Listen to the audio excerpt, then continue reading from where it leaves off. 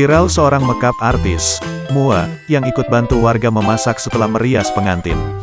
Mua tersebut adalah Dwiki Darmawan asal Salatiga, Jawa Tengah. Ia berprofesi sebagai Mua sejak 6 tahun silam.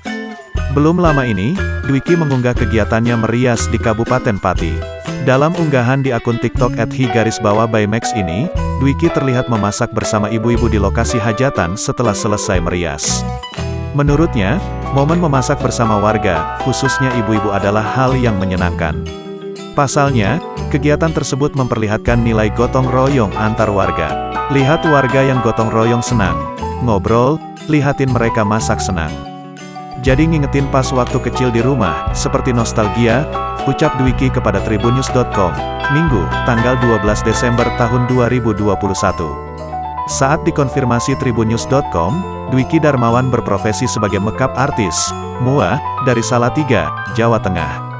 Nah, momen dirinya ikut memasak dengan ibu-ibu ini terjadi saat ia merias di Kecamatan Kluwak, Kabupaten Pati. Awalnya, ia mengaku hanya ingin mengisi kegiatan di waktu luang setelah merias pengantin. Melihat ibu-ibu yang saling gotong royong memasak, ia tertarik ingin membantunya. Kemudian, pria yang akrab dipanggil Dwiki Max ini pun juga sudah melakukan perbincangan dengan orang sekitar.